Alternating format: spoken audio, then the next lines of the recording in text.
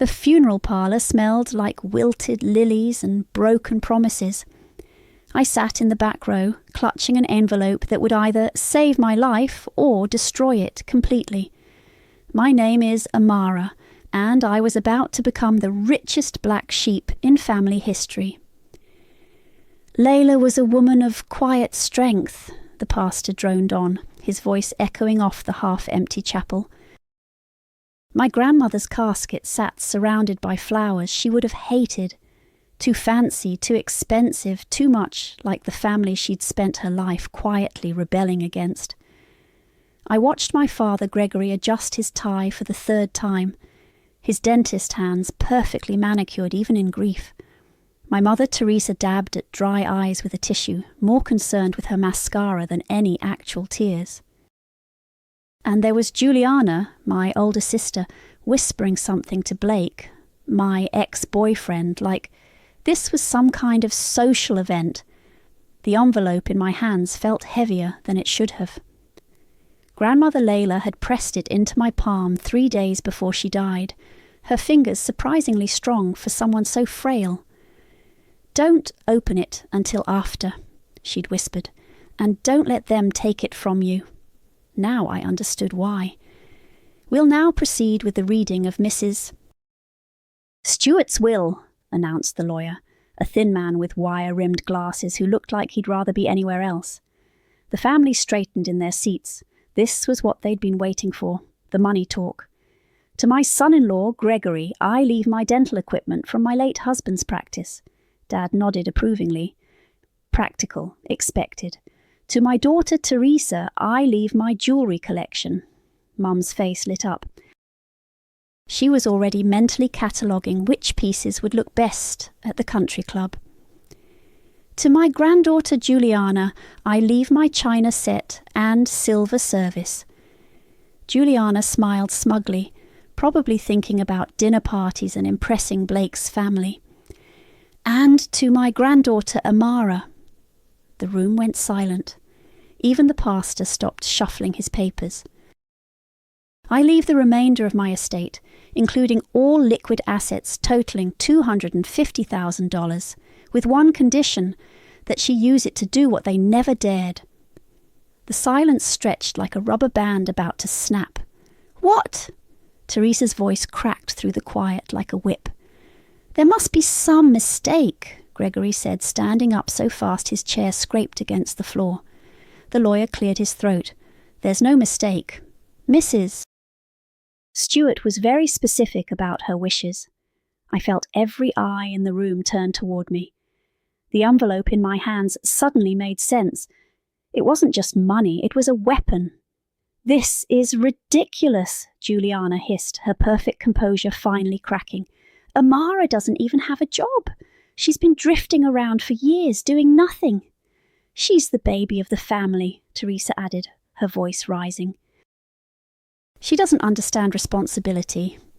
"Now, hold on," I started to say, but Gregory cut me off. "You're not keeping that money." His voice had that edge it got when patients didn't pay their bills on time. "That money belongs to this family." "Actually," the lawyer interjected, "the will is quite clear. The inheritance goes to Amara. Unconditionally." "Unconditionally?" Blake spoke up for the first time, and I felt that familiar stab of betrayal. "Come on, Amara, be reasonable. Your family needs this more than you do." The audacity of my ex-boyfriend telling me what to do with my inheritance while sitting next to my sister was almost funny. Almost. $250,000, Juliana said slowly, like she was tasting poison.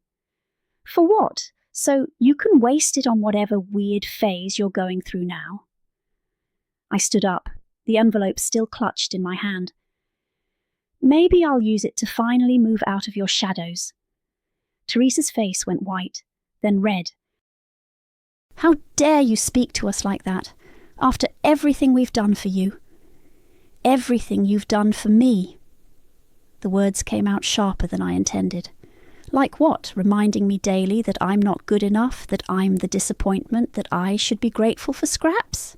You ungrateful little—" Teresa raised her hand and slapped me across the face. The sound echoed through the funeral parlour like a gunshot. My cheek burned, but something else burned hotter, a rage I'd been swallowing for 28 years. "You're making the worst mistake of your life," Gregory said quietly, his voice deadly calm. "If you walk out of here with that money, you're no daughter of mine." I touched my stinging cheek and looked around the room, at my father's cold eyes, at my mother's twisted mouth, at my sister's smug expression, at Blake, who couldn't even meet my gaze. "Good," I said, tucking the envelope into my purse. "I never wanted to be." I walked out of that funeral parlour with my head high and my inheritance secure. The next morning I found my belongings scattered across the front lawn like garbage. They called me selfish, but they hadn't seen selfish yet. I spent my first night as a disowned daughter sleeping in my car outside a 24-hour diner, my grandmother's envelope tucked inside my jacket like a secret. The parking lot smelled like grease and broken dreams, but it was better than begging. The next morning I called Kevin. "Amara, holy crap, I haven't heard from you since college." His voice crackled through my phone. "How are you?" "I've been better. Listen, I know this is random, but didn't you go into real estate?" "Investment properties, yeah. Why? You looking to buy?" I stared at the envelope. "Something like that?" "Can we meet?" Kevin suggested a coffee shop downtown, the kind of place where college students pretended to study while scrolling through social media. He looked exactly the same. Sandy hair, easy smile, the kind of guy who made friends with everyone. "So," he said, sliding into the booth across from me, "what's going on? You sounded weird on the phone." "My family disowned me yesterday." He nearly choked on his coffee. "What? Why?" "My grandmother left me money. They wanted it." I said no. I pulled out the envelope and set it on the table between us. $250,000. Kevin's eyes widened. "Jesus, Amara, that's a lot of money. I want to buy property, something I can turn into a shelter." "A shelter? For women. Women who need a place to go when they have nowhere else." I thought about my grandmother's bruises, the ones she tried to hide under long sleeves even in summer. Women running from bad situations. Kevin leaned back in his chair. "That's actually really cool, but why a shelter? I mean, you could buy a house, start a business, travel." "Because my grandmother survived things she never talked about, and because I know what it's like to have nowhere to go." He studied my face for a long moment. "Okay, let's find you a property." We spent the afternoon driving around the rougher parts of town, looking at buildings that had seen better decades. Most were either too expensive or too far gone, but then Kevin pulled up in front of a 3-story brick building with boarded windows. "This one's been on the market for 2 years, he said, checking his phone. "Owner's desperate. It needs work, but the bones are solid." The inside smelled like mould and abandonment. Water stains bloomed across the ceiling like bruises, and the hardwood floors creaked with every step. But the rooms were large, the kitchen was salvageable, and there was something about the place that felt right. "How much?" I asked. "Asking price is $180, but I bet we could get it for $150. Maybe less." I walked through the empty rooms, imagining beds and dressers, children's toys scattered on clean floors, women laughing over coffee in the kitchen. "What about renovations?" "Depends on how fancy you want to get. Basic repairs, paint, new fixtures, maybe 50 grand if we're smart about it. And permits, legal stuff. I know people. We can make it happen." As we walked back toward the front door, I noticed something that made me stop. Huddled behind a dumpster in the alley next to the building was a girl, maybe 16, clutching a backpack like it contained everything she owned. "Hey," I called softly. "You okay?"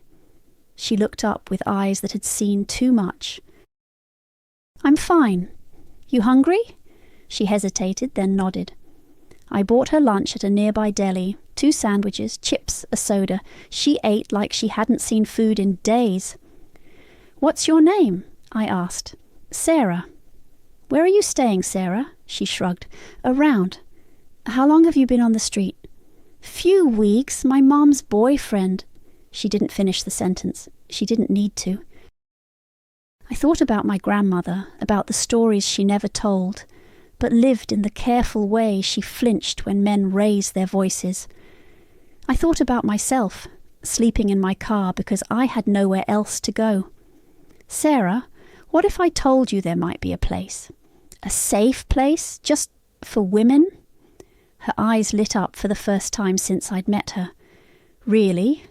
Really? But it's going to take some time to get ready. Can you hold on a little longer?" She nodded eagerly. Yeah, I can do that." I gave her my phone number and $20 for food. After she left, Kevin and I went back inside the building. "You're really going to do this, aren't you?" he said. I walked over to one of the dusty windows and wrote in the grime with my finger, "Leila House." "My grandmother's name was Leila," I explained. "She survived things that would have broken most people. She saved every penny she could, lived in the same tiny apartment for 40 years, never bought anything for herself." I stepped back to look at the name on the window. "She left me this money for a reason." Kevin smiled. "Then let's make her proud." "There's one more thing," I said. "I need to know who owns the commercial properties in this area, all of them." "Why?" "Because my father thinks he's untouchable. But everyone has to pay rent to someone." 3 months later, Leila House was starting to look like a home instead of a crime scene.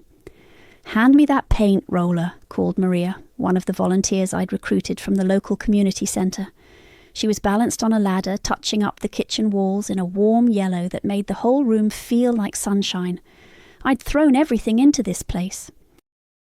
Every dollar, every sleepless night, every ounce of energy I had left after my family had tried to drain it all out of me.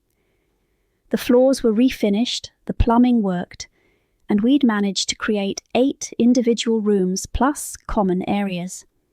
"Amara, someone's here to see you," Kevin called from the front door. I looked up from the paperwork I was sorting, permits, insurance forms, the endless bureaucracy of starting a non-profit. Standing in the doorway was a woman about my age, holding the hand of a little girl who couldn't have been more than 5. "Are you Amara?" the woman asked. Her voice was quiet, careful. "I heard about this place from someone at family court." "I am. What's your name?" "Mia. This is my daughter, Emma." The little girl peeked out from behind her mother's legs, clutching a stuffed rabbit that had seen better days. "Hi, Emma," I said, crouching down to her level. "That's a beautiful bunny," Emma whispered something to her mother. "She wants to know if we can stay here," Mia translated. "We've been at the emergency shelter for 2 weeks, but they can only keep us for 30 days. Of course you can stay. That's what this place is for." I stood up and gestured around the room. "We're not officially open yet, but we have beds and food and—" "I can pay," Mia said quickly. "I have a job at the grocery store. I just need somewhere safe until I can save up for an apartment. We'll figure out the money later. Right now, let's get you settled." I showed them to one of the larger rooms on the 2nd floor. It had a double bed, a small desk, and a window that looked out over the neighbourhood. Emma immediately ran to the window and pressed her nose against the glass. "Mama, look!" "There's a playground. We'll check it out tomorrow, baby," Mia said, but I could see the relief in her shoulders as she set down their single suitcase. "Mia, can I ask what brought you here?" She glanced at Emma, who was now arranging her stuffed animals on the bed. "My ex-husband. He found us at the last place we were staying. The police said they couldn't do anything unless he actually hurt us, but—" She rolled up her sleeve, revealing a bracelet of finger-shaped bruises around her wrist. "He's getting worse. You did the right thing leaving. Did I? Emma asks about her daddy every day. Maybe I should have tried harder to make it work. No, the word came out sharper than I intended. You protected your daughter. That's what mothers are supposed to do. That evening, after Mia and Emma were settled, Kevin and I sat in the kitchen going over the building's finances. We're going to need more funding, he said, scrolling through numbers on his laptop. The renovation ate up most of your inheritance, and we'll need operating costs for at least the first year. I've been thinking about that. I pulled out a folder I'd been carrying around for weeks. Remember when you said you knew who owned the commercial properties around here? Yeah, why? Because I did some digging. My father's dental practice. It's in the Meridian Professional Complex on 5th Street. Kevin looked up from his laptop.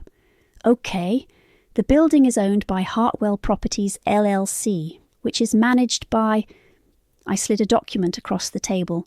Wilkinson Real Estate Investment Group. Kevin stared at the paper. That's my company. I know. Amara, I had no idea your father was one of our tenants. We manage dozens of properties. I'm not mad at you, Kevin, but I need to know something. What kind of lease does he have? Kevin pulled up his files. Let me check. Okay, here it is. Month-to-month commercial lease. Been there for 12 years. Pays $4,000 a month. Month-to-month, not a long-term contract. Nope. Most of our small business tenants prefer the flexibility. I felt something cold and satisfying settle in my chest. Kevin, I want to buy that building. What? Why? Because my father thinks he's untouchable.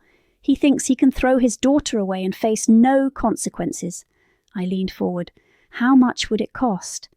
Kevin was quiet for a long moment, typing on his laptop. The building is actually for sale. Owner wants to retire.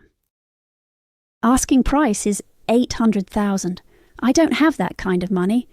But the non-profit might qualify for a commercial loan, especially if we can show steady rental income from the existing tenants. All the tenants except one. Kevin's eyes widened. Amara, you can't just kick your father out. There are laws. I'm not going to kick him out. I'm going to raise his rent. To what? Market rate. What should a prime location dental office be paying? Kevin checked his computer again. For that square footage in that area, probably around $16,000 a month. $16,000. I smiled for the first time in weeks. That sounds fair. The next morning, Mia found me in the kitchen making coffee. I wanted to thank you again, she said. Emma slept through the night for the first time in months. That's what this place is for. Can I ask you something? Why are you doing this? I mean, really doing this? I thought about my grandmother, about the bruises she hid, about the money she saved penny by penny. I thought about Sarah, still living on the streets while I got this place ready. I thought about my family, probably assuming I'd blown through the inheritance and would come crawling back. Because someone did it for me once, I said finally. And because women like us deserve better than what we've been given. Mia nodded. Well, for what it's worth, I think your grandmother would be proud. Through the kitchen window I could see Emma playing in the small backyard we'd cleared, her stuffed rabbit tucked under one arm as she picked dandelions. She looked happy. Safe. Yeah, I said. I think she would be too. The loan approval came through on a Tuesday.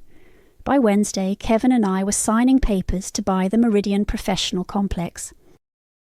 By Thursday, I owned the building where my father had built his perfect little dental empire.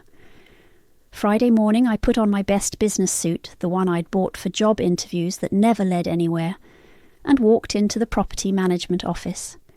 I need you to send a rent adjustment notice to Unit 3B, I told Kevin's assistant, sliding a folder across her desk. She opened it and her eyebrows shot up. 16,000, that's a 4-fold increase. Market rate, I said simply. Effective next month. Ma'am, this is going to cause problems. Dr. Gregory has been a tenant for 12 years. Then he should have negotiated a long-term lease. The notice was delivered that afternoon. I know because my phone started ringing at 4:47 p.m. "What the hell is this?" Gregory's voice was sharp enough to cut glass. "Hello to you too, Dad." "Don't you dad me. I just got a notice that my rent is being raised to $16,000 a month.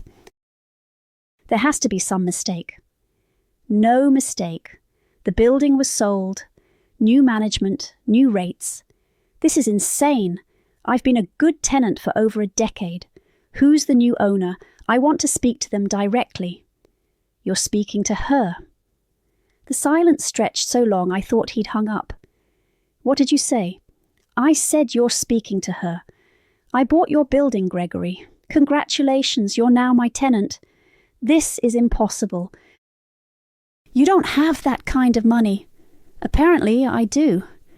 I'm not paying $16,000 a month. That's highway robbery." "Then you're welcome to find another location. I hear there's a nice strip mall on the other side of town, right next to the check cashing place and the discount tire shop. You vindictive little..." "Careful. I'm your landlord now. I'd hate to have to evict you for verbal harassment." He hung up. Saturday morning I was at Leila house helping Mia set up a small computer area when Kevin called. "Your father's here," he said. "At the office. He's demanding to see the owner. Tell him the owner will be right there." I drove across town with my heart pounding. Not from fear, from anticipation. I'd been waiting for this moment since the day they threw my belongings on the lawn. The property management office was in a sleek building downtown, all glass and chrome. Gregory was pacing in the lobby when I walked in, his face red with anger. "Where's the owner?" he demanded as soon as he saw me. "I want to speak to whoever's responsible for this ridiculous rent increase." I walked past him to the elevator and pressed the button for the 3rd floor. "Coming?" "What are you doing here?" "Going to my office." The elevator doors opened and I stepped inside. After a moment of confusion, Gregory followed. "Your office. My office." We rode up in silence. I could feel him staring at me, trying to piece together what was happening. The elevator dinged and I led him down a hallway to a corner office with my name on the door. "Have a seat," I said, settling behind the desk. Gregory remained standing. "I don't understand what's going on here." "It's pretty simple. You need a place for your dental practice. I have a place to rent, supply and demand." "This is about the inheritance, isn't it? You're trying to punish me." "Punish you?" "Gregory, I'm offering you prime commercial real estate in the heart of the medical district. Most people would be grateful. For $16,000 a month.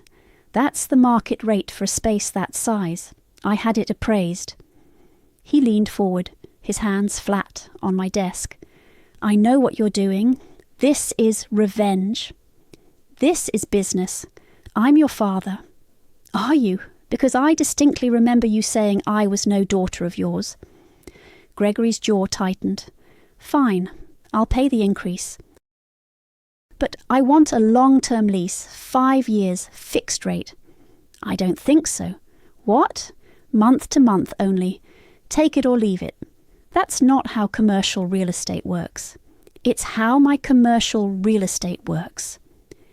He stared at me for a long moment, and I could see him calculating. The cost of moving his practice, losing patients, starting over somewhere else. "You always said I'd amount to nothing," I continued, leaning back in my chair. "Looks like I'm the one you're cutting checks to now. This won't last," he said finally. "You'll run out of money, make bad decisions. You always do. Maybe, but until then, rent's due on the 1st of every month." Gregory stood up abruptly. "I need time to think about this." "Of course. Take all the time you need. Just remember, if you're not out by the end of the month, the new rate kicks in automatically." After he left, I sat in my office for a long time, looking out at the city skyline. My phone buzzed with a text from Mia. "Emma drew you a picture. She says it's you saving the world." I smiled and typed back, "Tell her I'm working on it." That evening, Kevin stopped by Leila house with Chinese takeout and a bottle of wine. "So," he said, settling into one of the kitchen chairs, "how did it feel?" "How did what feel?" "Telling your father he works for you now." I thought about Gregory's face when he realised what was happening.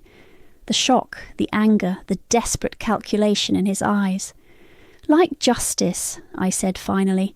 "He's not going to just roll over and accept this." "I know. He'll probably try to fight it, maybe get lawyers involved. Let him try." I opened the wine and poured 2 glasses. "His lease is month to month and completely legal. If he doesn't like the terms, he's free to leave." Kevin raised his glass. "To Leila House, and to making your grandmother proud." "To doing what they never dared," I corrected, clinking my glass against his. Outside, I could hear Emma laughing as Mia pushed her on the swing set we'd installed in the backyard. It was the sound of safety, of hope, of a future that didn't include fear. Gregory could fight this all he wanted. But for the first time in my life, I held all the cards. 2 weeks later, Mia burst into my office at Leila House, waving a stack of papers. "Amara, you need to see this," she said, breathless from running up the stairs. "I was at the courthouse filing paperwork for my divorce, and I saw something." I looked up from the grant applications I'd been reviewing. We had 6 women living at Leila House now, and I was trying to secure funding for a second location. "What kind of something?" "Your family. They're trying to sell land." She spread the documents across my desk. 43 acres on the north side of town. The filing says they need quick cash for family business expenses. I scanned the papers. Sure enough, there were Gregory, Teresa and Juliana's signatures on a petition to sell undeveloped property that had been in the family for decades. Why would they sell this? "It's been in the family since before I was born." "Maybe because someone's bleeding them dry with commercial rent," Mia suggested with a smirk. "Maybe," I kept reading. "Wait, look at this. The land description mentions a trust." "What kind of trust?" "I don't know, but it says here that any sale has to be approved by the Leila Memorial Trust." My heart started racing. "Mia, can you watch things here for a few hours?" "I need to make some calls." I drove straight to the law office where my grandmother's will had been read. The same thin lawyer with wire-rimmed glasses looked surprised to see me. "Miss Amara, what can I do for you?" "I need to know about the Leila Memorial Trust. What is it?" He pulled out a thick file. "Your grandmother established it 20 years ago. She donated small parcels of land over the years to create a charitable trust." "What kind of charitable trust?" "One dedicated to helping abused women and children. The trust was supposed to activate upon her death, but..." He flipped through pages. "It appears the paperwork was never properly filed with the state." "What does that mean?" "It means the trust exists, but it's dormant.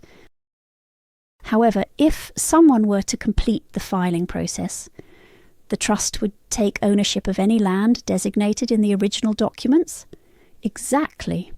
I felt that familiar cold satisfaction settling in my chest. "I need to see those documents."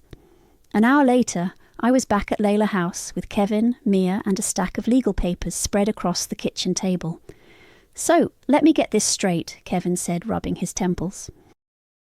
"Your grandmother secretly donated pieces of family land to a trust that was never activated. Not just pieces. According to this, she donated the entire 43 acres. Look," I pointed to a map in the file. "She did it gradually over 15 years, a few acres at a time. The family never noticed because the property taxes were still being paid from the family account. But if the trust was never activated," Mia started, "then legally the land still belongs to the family. But if we activate the trust now, it all transfers to the Leila Memorial Trust," Kevin finished, "which would be controlled by the Leila House Foundation, which is controlled by me." Mia started laughing. "Your grandmother was playing chess while everyone else was playing checkers." "We need a lawyer," Kevin said. "A good one?" "I know someone," Mia offered. "The attorney who handled my divorce." "She's tough and she doesn't like bullies." The next morning we met with Sarah Chen. No, wait, that's not right. The next morning we met with Sarah Martinez, a sharp-eyed lawyer in her 40s who listened to our story without blinking. "This is fascinating," she said, reviewing the trust documents. "Your grandmother was very clever. She created a legal time bomb." "Can we activate it?" I asked. "Absolutely. The trust documents are valid. They just need to be properly filed. I can have this done by the end of the week." "What happens to my family's sale?" "It gets blocked. You can't sell land you don't own." "How long before they find out?" "The trust activation will be public record. I'd say you have maybe a week before someone notices." That week felt like the longest of my life. I tried to act normal, focusing on Leila House, helping our residents, pretending I wasn't sitting on a legal nuclear bomb. On Thursday, my phone rang. "You need to stop this right now." Teresa's voice was shaking with rage. "Stop what?" "You know exactly what. The land sale. It's been blocked." "I don't know what you're talking about." "The buyer's attorney says there's a trust claim on the property, a trust with your grandmother's name on it." "Huh, that's interesting." "Amara, I swear to God, if you're behind this..." "Behind what? Following the law? We need that money. Your father's practice is hemorrhaging cash because of those ridiculous rent increases. Maybe he should have thought about that before disowning his daughter. This is extortion. This is business, and apparently it's also charity work." I hung up and immediately called Sarah Martinez. "The papers are filed," she confirmed. "As of this morning, the Leila Memorial Trust officially owns 43 acres of prime development land." "Congratulations." That evening, Kevin found me sitting on the front steps of Leila House, watching Emma play in the yard with 2 other children who'd arrived that week. "How does it feel?" he asked, settling beside me. "Surreal. This morning I owned a women's shelter. Tonight I own a women's shelter and 43 acres of land worth probably $2 million. What are you going to do with it?"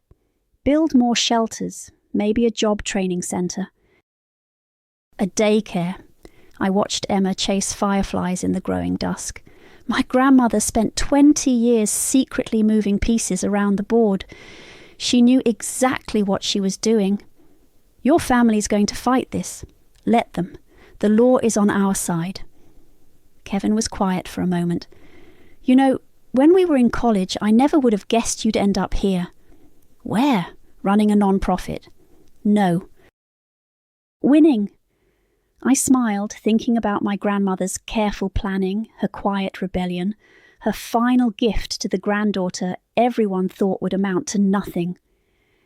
"Neither did they," I said. "That's what made it so easy." The social media attack started 3 days later. "Look at this," Mia said, shoving her phone in my face as I poured coffee in the Leila House kitchen. "Your sister's losing her mind online." I read Juliana's Facebook post out loud. Some people inherit money and think they're saving the world.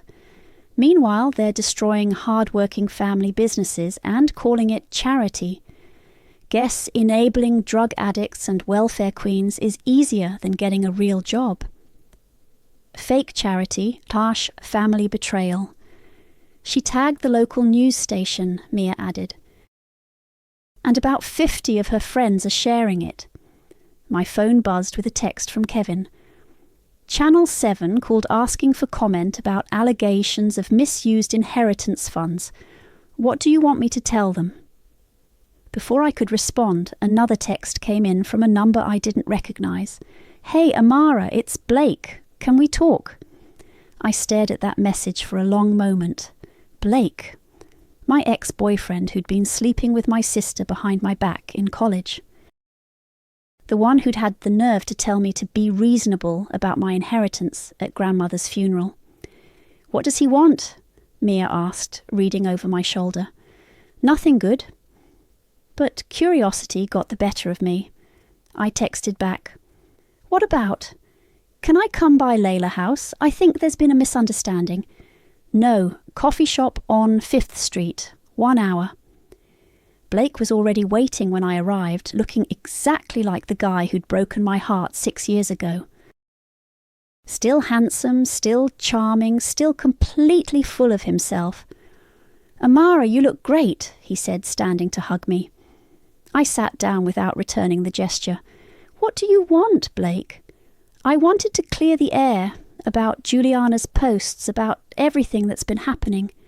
"You mean about you dating my sister?" He had the decency to look embarrassed. "That's complicated." "Is it? Because it seems pretty simple to me. You cheated on me with her in college, and now you're together." "Congratulations! It wasn't like that. We didn't mean for it to happen." "Which time? The first time I caught you, or all the times after that I didn't know about?" Blake shifted in his seat. "Look, I know I hurt you, but this thing with your family, it's gotten out of hand." "What thing?" "The rent increases, the land grab, all of it. Your dad's talking about bankruptcy. Your mom hasn't left the house in weeks." "And that's my problem how? Because you're better than this." "The Amara I knew wouldn't destroy her own family out of spite." I laughed, actually laughed. "The Amara you knew was a doormat who let people walk all over her. Maybe you should get to know the new version. This isn't you. You're right, the old me would have apologized for existing. The old me would have given them the money and gone back to being the family disappointment. But the old me didn't have 43 acres of prime real estate and a non-profit that's actually helping people." Blake leaned forward. "Amara, please, just think about what you're doing. These are good people." "Good people? Blake, they threw me out like garbage. They called me selfish for keeping an inheritance that was legally mine. And now they're spreading lies about my work because they can't handle the consequences of their own actions. Juliana's just upset." "She doesn't mean—" "Juliana called the women I help drug addicts and welfare queens. She tagged news stations to try to destroy the shelter. You think that's just being upset?" Blake was quiet for a moment. "What if I could get her to take down the posts? Apologize publicly?" "In exchange for what? Maybe you could work something out with your dad's rent. A payment plan or—" "No. Amara, no, Blake. I'm not negotiating with people who tried to destroy me. And I'm definitely not taking advice from the guy who cheated on me with my sister." I stood to leave, but Blake grabbed my wrist. "Wait, there's something else." He looked around the coffee shop, then leaned closer. "I know about the house." "What house?" "The one on Maple Street, the one I flipped last year." My blood went cold. "What about it?" "I know you bought it, through some LLC, but I traced it back." "Why would you buy my house, Amara?" I pulled my wrist free. "Maybe I liked the neighbourhood. Or maybe you're trying to mess with my business too." "Your business?" I smiled sweetly. "Blake, you sold that house 6 months ago. What I do with my property is none of your concern. This is insane. You're trying to destroy everyone who ever hurt you. I'm not trying to destroy anyone. I'm just redistributing resources." That evening I called Juliana directly. "What do you want?" she answered on the first ring. "I want you to come see something. I'm not going anywhere near your little charity scam. It's not the shelter, it's 1247 Maple Street. You know, the house Blake renovated. I thought you might want to see what I've done with it." There was a long pause. "You bought Blake's house?" "I bought a house. Blake used to own it. Now I do. Funny how that works." "Why?" "Come see for yourself, tomorrow at noon." "Amara, I swear. Bring Blake if you want." "I'll give you the full tour." I hung up and immediately called the property management company. "I need you to put up a sign at 1247 Maple Street," I told them. "A big one. future site of Leila House North, a safe haven for women and children. The next morning, Mia found me in the kitchen making pancakes for the residents. "You're really going to turn Blake's house into another shelter?" she asked. "Why not?" "It's a good location, already renovated, perfect for families. And the fact that it's Blake's house has nothing to do with it." I flipped a pancake and smiled. "Mia, I have no idea what you're talking about. I simply saw a property that would serve our mission and made a sound business decision." "You're terrifying," she said, but she was grinning. "Good. It's about time someone in my family was afraid of me." Through the kitchen window, I could see Emma and the other children playing in the backyard, safe and happy and free. That's what mattered. That's what my grandmother had wanted. Everything else was just bonus. The courthouse steps were slick with morning rain when I arrived for what my family was calling the final showdown. Sarah Martinez met me at the entrance, her briefcase in one hand and a coffee in the other. "Ready for this?" she asked. "I've been ready for 28 years. Inside, the courtroom was packed. My entire family sat on one side, Gregory in his best suit, Teresa clutching her purse like a weapon, Juliana whispering frantically to Blake. On my side sat Kevin, Mia, and 3 other women from Leila House, who'd insisted on coming for moral support. Judge Quincy Hart entered, a stern-looking woman in her 60s who'd clearly seen every kind of family drama imaginable. "This is a petition to nullify a trust activation and reverse property transfer," she announced. "The petitioners claim fraud and undue influence. Ms. Martinez, you represent the defendant." "Yes, Your Honor. My client legally activated a trust established by her deceased grandmother 20 years ago." Gregory's lawyer, a slick-looking man in an expensive suit, stood up. "Your Honor, this so-called trust was clearly a scheme to defraud the family of valuable property. The defendant has systematically targeted her family's assets in an act of revenge." "That's a serious accusation," Judge Hart said. "Do you have evidence?" "We do." He pulled out a stack of papers. The defendant purchased her father's commercial building solely to raise his rent from $4,000 to $16,000 per month. She then activated a dormant trust to steal family land worth over $2 million. This is a pattern of vindictive behavior designed to destroy her family financially. "Ms. Martinez," Sarah stood calmly. "Your Honor, my client purchased commercial real estate at fair market value and set rent at the appraised rate for similar properties. As for the trust, every document was legally filed and properly executed according to state law." "But the timing is suspicious," Gregory's lawyer pressed. "Why activate the trust now, just as the family needed to sell the land?" "Because," Sarah replied, "that's exactly what the trust was designed to prevent." She walked to the evidence table and picked up a manila folder. "Your Honor, I'd like to submit Exhibit A, the original trust documents signed by Leila Stewart in 2003. Judge Hart examined the papers. "These appear to be in order." "If you'll notice the language in paragraph 4, Sarah continued, Mrs. Stewart specifically states that the land shall serve women hurt by men my family ignored. She established this trust because she was a survivor of domestic violence herself." "Objection," Gregory's lawyer said. "There's no evidence of domestic violence." "Actually, there is." Sarah pulled out another document. "Hospital records from 1987, 1989, and 1991. Mrs. Stewart was treated for injuries consistent with domestic abuse. The attending physician's notes indicate suspected spousal abuse, but Mrs. Stewart refused to press charges." I watched my family's faces as this information sank in. Teresa went pale. Gregory's jaw tightened. Juliana looked confused. "Furthermore," Sarah continued, "Mrs. Stewart left detailed journals documenting years of abuse. She specifically mentions her fear that her family would never understand or help other women in similar situations. "Where are these journals?" Judge Hart asked. "In the possession of my client, who inherited them along with the monetary bequest." The judge looked at me. "Ms. Amara, do you have these journals with you?" I stood up. "Yes, Your Honour." I walked forward and handed her a leather-bound book. "This is just one of 7. My grandmother wrote in them for over 30 years. Judge Hart opened the journal and read silently for several minutes. The courtroom was dead quiet.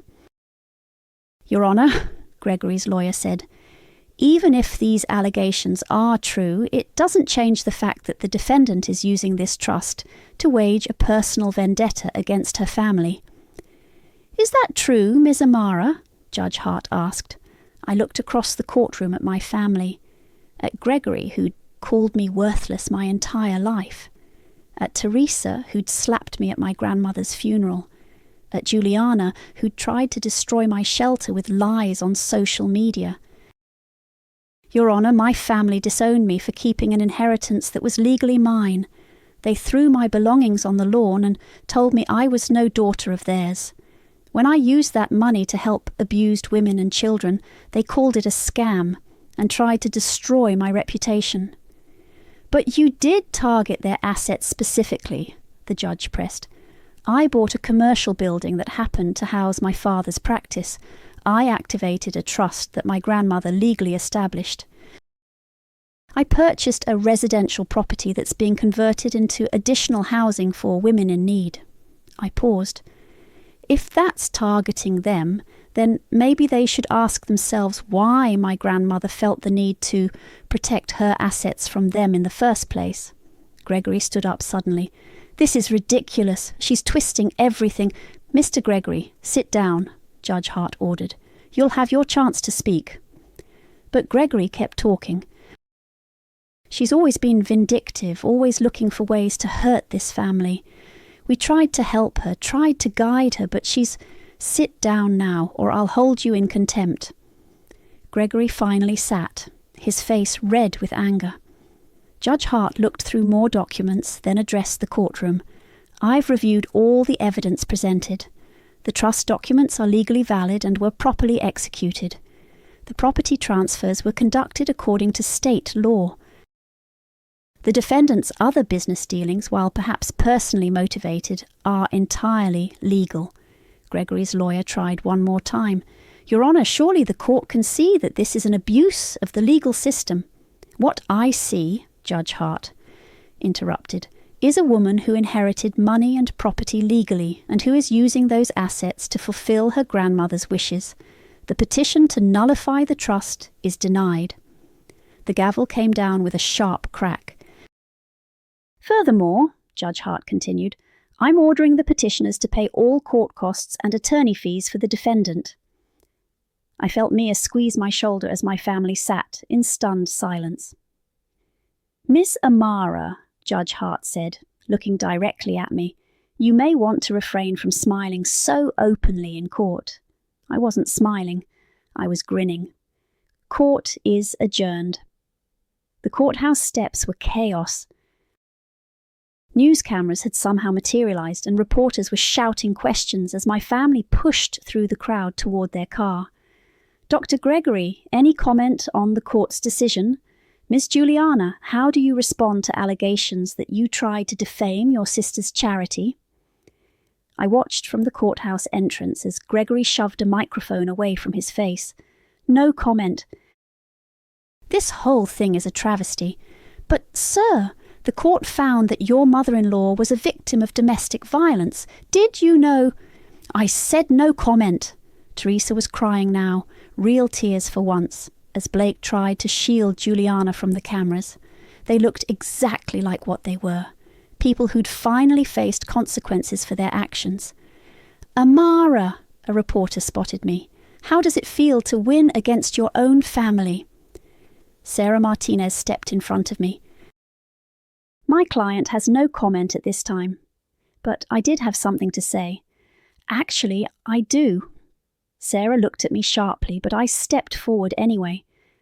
My grandmother survived 30 years of abuse in silence.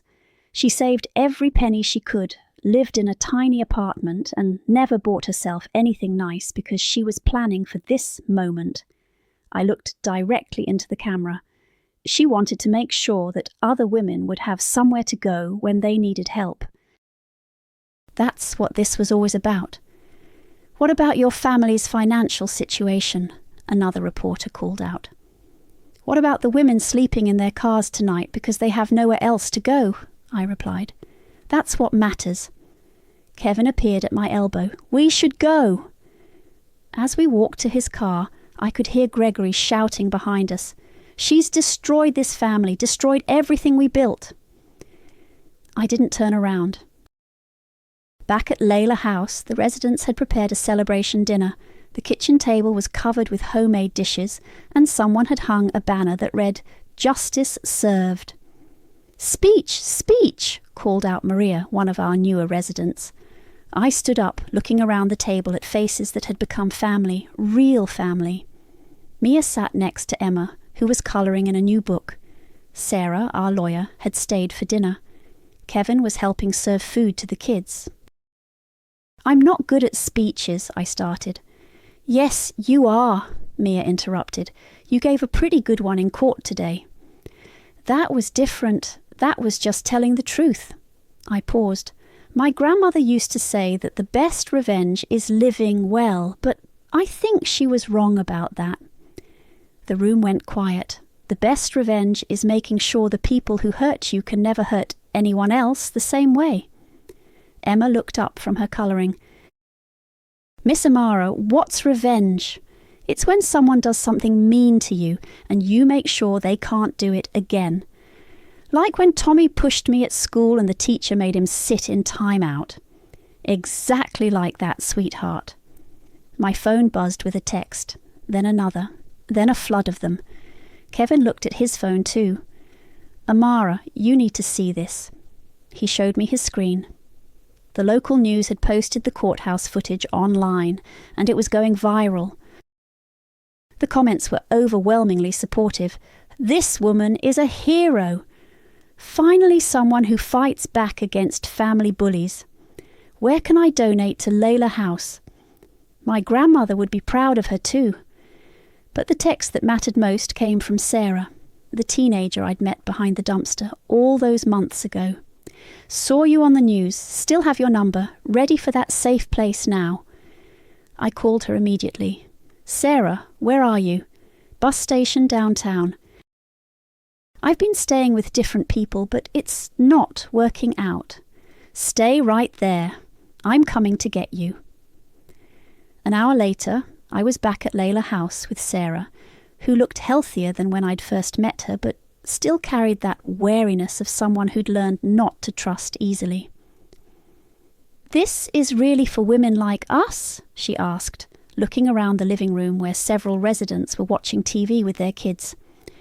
"This is for women exactly like us," I confirmed. Mia appeared with fresh sheets and towels. "Sarah, right, I'm Mia. Let me show you to your room." As they headed upstairs, my phone rang. The caller ID showed my mother's number. "Hello, Teresa." "Don't you Teresa me, I'm still your mother." "Are you? Because I distinctly remember being told I was no daughter of yours." "Amara, please. Your father's practice is failing. We might lose the house. Can't we work something out?" "Like what?" "Maybe you could lower his rent." "Just until he gets back on his feet." "To what amount?" "I don't know. What he was paying before. $4,000 a month for prime medical district real estate. That was never market rate, Teresa. That was charity. So, give us charity. We're family." "Family doesn't disown each other over money. Family doesn't throw belongings on lawns. Family doesn't call each other's life work a scam." "We were hurt. We said things we didn't mean." "You meant every word."